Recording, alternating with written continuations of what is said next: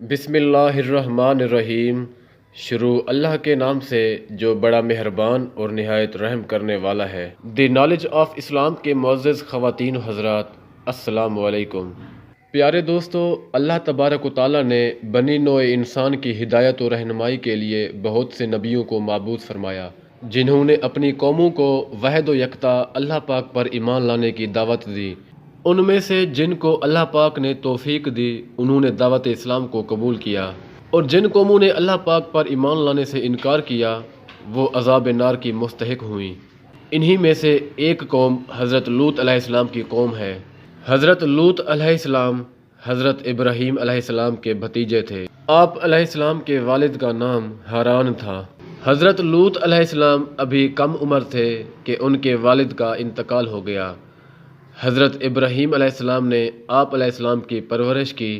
آپ علیہ السلام کے بچپن اور جوانی کا کافی عرصہ انہی کی زیر نگرانی بسر ہوا۔ حضرت ابراہیم علیہ السلام پر سب سے پہلے ایمان لانے والوں میں حضرت لوط علیہ السلام کا نام سر فہرست ہے۔ آپ علیہ السلام کی جائے پیدائش عراق کا قدیم شہر اور ہے۔ یہی شہر حضرت ابراہیم علیہ السلام کا مسکن بھی تھا۔ حضرت ابراہیم علیہ السلام اپنے آبائی وطن سے ہجرت کر کے جب حاران اور اس کے بعد مصر میں سکونت پذیر ہوئے تو حضرت لوط علیہ السلام ان کے ہمراہ تھے۔ یہیں حضرت لوط علیہ السلام کو منصب نبوت سے سرفراز کیا گیا۔ اللہ تبارک و تعالیٰ نے آپ علیہ السلام کو نبوت عطا فرما کر صدوم نامی شہر والے لوگوں کی ہدایت کے لیے بھیجا، اور آپ علیہ السلام صدوم نامی شہر میں آباد ہو گئے۔ صدوم کے آس پاس 5 نہایت خوبصورت شہر آباد تھے، جن میں سے ہر ایک کی آبادی 1 لاکھ نفوس سے زیادہ ہی تھی۔ یہ علاقے نہایت سرسبز و شاداب اور قدرت کی فیاضی کا حسین شاہکار تھے۔ باغات کی کثرت تھی تو لہلاتے کھیت یہاں کے باسیوں کی ضروریات سے کہیں زیادہ تھے، اور یہی وجہ تھی کہ قرب و جوار کی بستیوں کے باسی بھی اپنی معاشی و غذائی ضروریات کے لیے ان بستیوں کا رخ کیا کرتے، مگر یہ بات ان بستیوں کے لوگوں کو بالکل بھی پسند نہ تھی۔ ان کے خیال میں ان کی بستیوں میں پیدا ہونے والے پھلوں، اناج اور سبزیوں پر صرف انہی کا حق ہے۔ ان کی شدید خواہش تھی کہ دوسری بستیوں کے لوگ ان کے علاقوں میں نہ آئیں، لیکن یہ انہیں منع کرنے سے بھی ڈرتے تھے۔ جب کوئی قوم اللہ تبارک و تعالیٰ کی دی ہوئی نعمتوں کا شکر ادا کرنے کی بجائے غرور و تکبر اور عادات بد میں مبتلا ہو جائے تو ایسے لوگوں کے دل و دماغ پر شیطان قابض ہو جاتا ہے، اور پھر یہ ابلیس کے نقش قدم پر چلنے لگتے ہیں۔ ایک دن بستی کے لوگ باہر سے آنے والوں کو روکنے کے طریقہ کار پر غور و خوض کر رہے تھے کہ ابلیس ایک بزرگ کی شکل میں ان کی محفل میں آیا اور کہا، اگر تم ان سے پیچھا چھڑانا چاہتے ہو تو میرے کہنے پر عمل کرو۔ اجنبی بزرگ کی یہ بات سب نے نہایت توجہ سے سنی اور طریقہ بتانے پر اصرار کیا۔ ابلیس نے کہا کہ کل بتاؤں گا۔ دوسرے دن وہ ایک خوبصورت نوعمر لڑکے کے بھیس میں آیا اور انہیں اپنی عورتوں کی بجائے مردوں کے ساتھ فعل بد کرنا سکھایا۔ اس طرح ابلیس کے کہنے پر اس بدکاری کے موجد یہی ملعون لوگ تھے۔ انہوں نے شیطان کی ایما پر ایک ایسا گناہ ایجاد کیا جس کا اولاد آدم میں اس سے پہلے کسی کو خیال تک نہیں آیا تھا۔ یہی وہ وقت تھا کہ جب اللہ تبارک و تعالیٰ نے حضرت لوط علیہ السلام کو نبی بنا کر اس قوم کی اصلاح کے لیے بھیجا۔ حضرت لوط علیہ السلام نے ان کو توحید کی دعوت دی اور بیہودہ حرکات سے منع فرمایا۔ قرآن پاک میں اللہ تبارک و تعالیٰ فرماتا ہے، اور لوط علیہ السلام کو یاد کرو جب انہوں نے اپنی قوم سے کہا کہ تم بے حیائی کے کام کیوں کرتے ہو؟ کیا تم عورتوں کو چھوڑ کر لذت حاصل کرنے کے لیے مردوں کی طرف مائل ہوتے ہو؟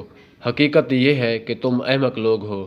حضرت لوط علیہ السلام اپنی قوم کی عادت بد کی وجہ سے بڑے فکر مند رہتے اور دن رات انہیں نصیحت و تبلیغ کرتے رہتے، لیکن قوم پر اس کا کوئی اثر نہ ہوا، بلکہ وہ مزید ڈھٹائی اور ہٹ دھرمی کے ساتھ فخریہ انداز میں یہ کام کرنے لگی۔ اس کے ساتھ ہی وہ حضرت لوط علیہ السلام کے ساتھ بھی سخت رویہ رکھتے اور ان کی باتوں کا مذاق اڑاتے۔ ارشاد باری تعالیٰ ہے، اور قوم لوط علیہ السلام نے بھی پیغمبروں کو جھٹلایا جب ان سے ان کے بھائی لوط علیہ السلام نے کہا کہ تم کیوں نہیں ڈرتے؟ میں تو تمہارا امانت دار پیغمبر ہوں، تو اللہ سے ڈرو اور میرا کہنا مانو، اور میں تم سے اس کام کا بدلہ نہیں مانگتا، میرا بدلہ اللہ رب العالمین کے ذمہ ہے۔ کیا تم اہل عالم میں سے لڑکوں پر مائل ہوتے ہو اور تمہارے پروردگار نے جو تمہارے لیے تمہاری بیویاں پیدا کی ہیں ان کو چھوڑ دیتے ہو؟ حقیقت یہ ہے کہ تم حد سے نکل جانے والے ہو۔ انہیں حضرت لوط علیہ السلام کا سمجھانا برا لگتا تھا، چنانچہ انہوں نے صاف صاف کہہ دیا کہ اگر تم ہمیں اسی طرح برا کہتے رہے اور ہمارے کاموں میں مداخلت کرتے رہے تو ہم تم کو اپنے شہر سے نکال دیں گے۔ قرآن پاک میں ہے، وہ کہنے لگے، اے لوط علیہ السلام، اگر تم باز نہ آؤ گے تو ہم تم کو شہر بدر کر دیں گے۔ حضرت لوط علیہ السلام مایوس ہونے کی بجائے قوم کو راہ راست پر لانے کی جد و جہد میں مصروف رہے، لیکن وہاں تو حالت یہ تھی کہ مرض بڑھتا گیا۔ جتنا بھی حضرت لوط علیہ السلام انہیں اللہ تبارک و تعالیٰ کے عذاب سے ڈراتے، وہ اتنا ہی ان کا مذاق اڑاتے، اور پھر ایک دن انہوں نے خود ہی عذاب الہی کا مطالبہ کر دیا۔ اللہ تبارک و تعالیٰ نے انہیں اب تک دردناک عذاب سے محفوظ رکھا تھا، اور بدترین فحاشی اور بدکاری کے باوجود انہیں ڈھیل دی جا رہی تھی، لیکن اب انہوں نے خود ہی عذاب کی فرمائش کر دی اور بولے، اے لوط علیہ السلام، اگر تم سچے ہو تو ہم پر عذاب لے آؤ۔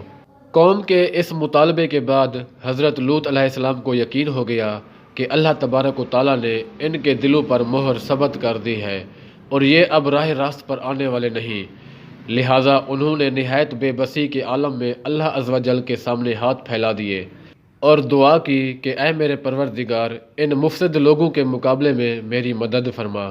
اللہ تبارک و تعالیٰ نے اپنے نبی علیہ السلام کی دعا قبول فرمائی اور اپنے خاص فرشتوں کو دنیا کی طرف روانہ کر دیا۔ یہ فرشتے پہلے حضرت ابراہیم علیہ السلام کے پاس انسانی شکل میں تشریف لائے۔ جب وہ فرشتے ان کے پاس آئے تو سلام کیا، انہوں نے بھی جواب میں سلام کہا۔ حضرت ابراہیم علیہ السلام نے دیکھا کہ یہ تو انجان لوگ ہیں، تو انہوں نے مہمان نوازی کے تقاضوں کے پیش نظر انہیں عزت و احترام سے بٹھایا، پھر ان کے لیے گھر سے ایک بھنا ہوا موٹا بچھڑا لائے اور کھانے کے لیے ان کے آگے رکھ دیا، لیکن انہوں نے کھانے کو ہاتھ نہیں لگایا، جس پر حضرت ابراہیم علیہ السلام نے ان سے استفسار کیا کہ وہ کھانا کیوں نہیں کھاتے۔ اس موقع پر حضرت ابراہیم علیہ السلام کے دل میں کچھ خوف بھی پیدا ہوا۔ فرشتوں نے جب حضرت ابراہیم علیہ السلام کے چہرے پر خوف کے آثار دیکھے تو کہا، آپ علیہ السلام ہم سے خوف نہ کھائیے، ہم آپ علیہ السلام کو ایک دانش مند بیٹے کی بشارت دینے آئے ہیں۔ حضرت ابراہیم علیہ السلام نے ان سے کہا، اے اللہ کے بھیجے ہوئے فرشتوں، اس کے علاوہ تمہارا اور کیا مقصد ہے؟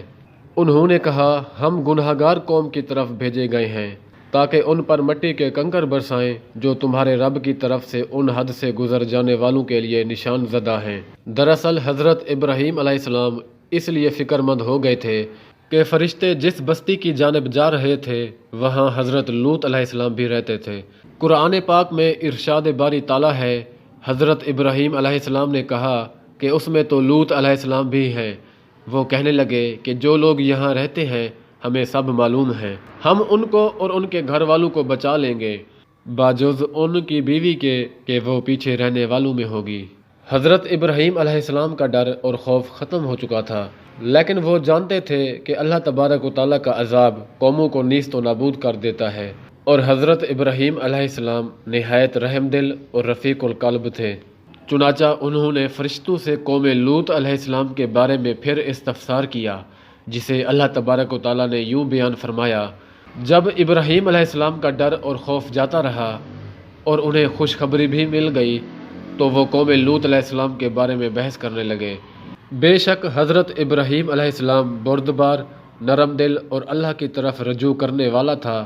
اس پر فرشتوں نے فرمایا، اے ابراہیم علیہ السلام، اس خیال کو چھوڑ دیجئے، آپ کے رب کا حکم ان تک پہنچا ہے اور ان لوگوں پر کبھی نہ ٹلنے والا عذاب آنے والا ہے۔ حضرت سعدی رحمۃ اللہ علیہ فرماتے ہیں، فرشتے حضرت ابراہیم علیہ السلام سے ملاقات کے بعد حضرت لوط علیہ السلام کی بستی پہنچے اور دوپہر کے وقت وہاں داخل ہوئے۔ جب وہ صدوم شہر میں پہنچے تو ان کی ملاقات حضرت لوط علیہ السلام کی صاحبزادی سے ہو گئی جو وہاں پانی بھرنے پہنچی تھی۔ فرشتوں نے لڑکی سے پوچھا، ہم یہاں کہیں ٹھہر سکتے ہیں؟ لڑکی نے جواب دیا، آپ یہیں رکے رہیں، میں واپس آ کر بتاتی ہوں۔ در حقیقت لڑکی کو ڈر ہوا کہ اگر یہ قوم کے ہاتھ لگ گئے تو ان سے بدسلوکی ہو سکتی ہے۔ وہ اپنے والد حضرت لوط علیہ السلام کے پاس تشریف لائی اور صورتحال سے آگاہ کیا۔ کہ اے ابا جان، شہر کے باہر چند اجنبی نوعمر لڑکے ہیں، کہیں ایسا نہ ہو کہ قوم ان کو پکڑ لے۔ قوم نے حضرت لوط علیہ السلام کو مہمانوں کو اپنے ہاں ٹھہرانے سے منع کیا، لیکن اس کے باوجود وہ چھپ چھپا کر انہیں اپنے گھر لے آئے۔ ارشاد باری تعالیٰ ہے، اور جب ہمارے فرشتے لوط علیہ السلام کے پاس آئے تو وہ ان کے آنے سے غمناک اور تنگ دل ہوئے اور کہنے لگے کہ آج کا دن بڑی مشکل کا دن ہے۔ مفسرین فرماتے ہیں کہ یہ فرشتے حضرت جبرائیل علیہ السلام، حضرت میکائیل علیہ السلام اور حضرت اسرافیل علیہ السلام تھے، جو نہایت حسین و جمیل نوعمر لڑکوں کی شکل میں تشریف لائے تھے۔ حضرت لوط علیہ السلام نے جب ان خوبصورت نوعمر لڑکوں کو دیکھا تو سخت گھبراہٹ اور پریشانی میں مبتلا ہو گئے۔ انہیں اپنی قوم کی عادت بد کے پیش نظر خطرہ تھا کہ نہ جانے قوم ان کے ساتھ کیا سلوک کرے۔ حضرت لوط علیہ السلام کی بیوی کافروں سے ملی ہوئی تھی۔ اس نے نوعمر لڑکوں کی گھر میں موجودگی کا راز فاش کر دیا۔ یہ سن کر بستی والے دوڑتے ہوئے حضرت لوط علیہ السلام کے گھر پہنچے۔ قرآن پاک میں ارشاد ہے، اور جب قوم دوڑتی ہوئی ان کے پاس پہنچی، یہ لوگ پہلے ہی سے برے کام کیا کرتے تھے، تو لوط علیہ السلام نے کہا، اے قوم، یہ جو میری قوم کی لڑکیاں ہیں یہ تمہارے لیے جائز اور پاک ہیں۔ اللہ سے ڈرو اور مجھے میرے مہمانوں کے بارے میں رسوا نہ کرو۔ کیا تم میں سے کوئی بھی شائستہ آدمی نہیں؟ حضرت لوط علیہ السلام کی بات سن کر وہ لوگ بولے، اے لوط علیہ السلام، کیا ہم نے تم کو سارے جہان کی حمایت اور طرفداری سے منع نہیں کیا تھا؟ اور تم بخوبی واقف ہو کہ ہمیں تمہاری بیٹیوں سے کچھ حاجت نہیں، اور جو ہماری اصل چاہت ہے اس سے تم بخوبی واقف ہو۔ قوم لوط علیہ السلام کے اس بے شرمانہ جواب سے اندازہ لگایا جا سکتا ہے کہ وہ فعل بد میں کس حد تک مبتلا ہو چکی تھی۔ مفسرین لکھتے ہیں کہ جب حضرت لوط علیہ السلام کی قوم ان کے گھر کی طرف دوڑتی ہوئی آئی تو حضرت لوط علیہ السلام نے گھر کے دروازے بند کر لیے اور ان نوجوانوں کو ایک کمرے میں چھپا دیا۔ بدکار مسلح لوگوں نے آپ علیہ السلام کے گھر کا گھیراؤ کیا ہوا تھا اور ان میں سے کچھ گھر کی دیوار پر بھی چڑھنے کی کوشش کر رہے تھے۔ حضرت لوط علیہ السلام اپنے مہمانوں کی عزت کے خیال سے بہت زیادہ گھبرائے ہوئے تھے، چنانچہ اس بے بسی کے عالم میں ان کے منہ سے نکلا، اے کاش مجھ میں تمہارے مقابلے کی طاقت ہوتی یا کسی مضبوط قلعے میں پناہ پکڑ سکتا۔ فرشتے یہ سب منظر دیکھ رہے تھے۔ جب انہوں نے حضرت لوط علیہ السلام کی بے بسی اور پریشانی کا یہ عالم دیکھا تو حقیقت سے پردہ اٹھاتے ہوئے یوں گویا ہوئے، اے لوط علیہ السلام، ہم تمہارے رب کے بھیجے ہوئے فرشتے ہیں، یہ لوگ ہرگز تم تک نہیں پہنچ سکیں گے۔ کچھ رات باقی رہے تو اپنے گھر والوں کو لے کر چل دو، اور تم میں سے کوئی شخص پیچھے مڑ کر نہ دیکھے، مگر تمہاری بیوی کہ جو آفت ان پر پڑنے والی ہے وہی اس پر پڑے گی۔ ان کے عذاب کے وعدے کا وقت صبح ہے، کیا صبح کچھ دور ہے؟ مفسرین لکھتے ہیں کہ جب حضرت لوط علیہ السلام حقیقت حال جان کر مطمئن ہو گئے اور اپنے اہل خانہ کے ساتھ رات ہی کو نکل کھڑے ہوئے، بیوی بھی ان کے ساتھ تھی، لیکن کچھ دور جا کر وہ واپس اپنی قوم کی طرف پلٹ گئی اور قوم کے ساتھ جہنم رسید ہو گئی۔ قوم حضرت لوط علیہ السلام کے گھر کا دروازہ توڑنے کی ضد کی ہوئی تھی، چنانچہ حضرت جبرائیل علیہ السلام نے گھر سے باہر نکل کر اپنے پر کا ایک کونا انہیں مارا، جس سے ان سب کی آنکھوں کے ڈھیلے باہر نکل آئے اور پوری قوم اندھی ہو گئی۔ یہ خاص عذاب ان لوگوں کو پہنچا جو حضرت لوط علیہ السلام کے پاس بدنیتی سے آئے تھے۔ صبح عذاب عام میں پوری قوم تباہ ہو گئی۔ قرآن کریم میں ارشاد ہے، اور انہوں نے لوط علیہ السلام سے ان کے مہمانوں کو لینا چاہا تو ہم نے ان کی آنکھیں اندھی کر دی۔ ابھی صبح کا آغاز ہی ہوا تھا کہ اللہ تبارک و تعالیٰ کے حکم سے حضرت جبرائیل علیہ السلام نے بستی کو اپنے پر سے اکھیڑا اور پھر اپنے بازو پر رکھ کر آسمان پر چڑھ گئے، حتیٰ کہ آسمان والوں نے بستی کے کتوں کے بھونکنے اور مرغوں کے بولنے کی آوازیں سنی، پھر اس بستی کو زمین پر دے مارا، جس کے بعد ان پر پتھروں کی بارش ہوئی، ہر پتھر پر مرنے والے کا نام لکھا ہوا تھا۔ جب یہ پتھر ان کو لگتے تو سر پاش پاش ہو جاتے۔ صبح سویرے شروع ہونے والا یہ عذاب اشراق تک پوری بستی کو نیست و نابود کر چکا تھا۔ اگر کوئی شخص بستی سے باہر تھا تو اسے وہ پتھر اسی جگہ جا لگا جہاں وہ تھا۔ اللہ تبارک تعالیٰ نے قرآن پاک میں فرمایا، پھر جب ہمارا حکم پہنچا تو ہم نے وہ بستیاں الٹ دیں اور اس زمین پر کھنگر کے پتھر برسانا شروع کیے جو لگاتار گر رہے تھے، جن پر تمہارے رب کی طرف سے خاص نشان بھی تھے، اور وہ ظالموں سے کچھ دور نہیں۔ قوم لوط علیہ السلام کی ان خوبصورت بستیوں کو اللہ تبارک و تعالیٰ نے ایک انتہائی بدبودار اور سیاہ جھیل میں تبدیل کر دیا، جس کے پانی سے رہتی دنیا تک کوئی فائدہ نہیں اٹھایا جا سکتا۔ سمندر کے اس خاص حصے میں کوئی جاندار، مچھلی، مینڈک وغیرہ زندہ نہیں رہ سکتا، اس لیے اسے بحیرہ مردار کہا جاتا ہے۔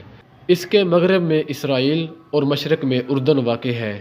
بحیرہ میت یا بحیرہ مردار کا یہ علاقہ سطح سمندر سے 420 میٹر یعنی 1378 فیٹ نیچے ہے۔ اس جھیل کی لمبائی 67 کلومیٹر یعنی 42 میل اور چوڑائی 18 کلومیٹر یعنی 11 میل ہے۔ اس کا پانی حد سے زیادہ نمکین ہے۔ اس کے ارد گرد کی زمین، جو کبھی دنیا کی سب سے زیادہ سرسبز و شاداب زمین تھی، بنجر اور صحرائی زمین میں تبدیل ہو چکی ہے، اور اب یہ دنیا کا ایک ایسا مقام ہے کہ جہاں زندگی ختم ہو گئی ہے۔ دنیا کی 5 حسین ترین بستیوں میں آباد قوم لوط علیہ السلام کو اللہ تبارک و تعالیٰ نے 2200 قبل مسیح نیست و نابود فرما کر رہتی دنیا تک کے لیے عبرت کا نشان اور عقل و شعور رکھنے والوں کے لیے نصیحت بنا دیا۔ کچھ سال پہلے بحیرہ مردار کے ساحل پر قوم لوط علیہ السلام کی بستیوں کے بعض تباہ شدہ آثار ظاہر ہوئے، جبکہ اللہ تبارک و تعالیٰ نے 1400 برس پہلے قرآن کریم میں فرما دیا تھا کہ ہم نے اس بستی کو صریح عبرت کی نشانی بنا دیا ان لوگوں کے لیے جو عقل رکھتے ہیں۔ قرآن کریم کی 15 سورتوں کی 40 آیات میں حضرت لوط علیہ السلام اور ان کی قوم کا ذکر موجود ہے۔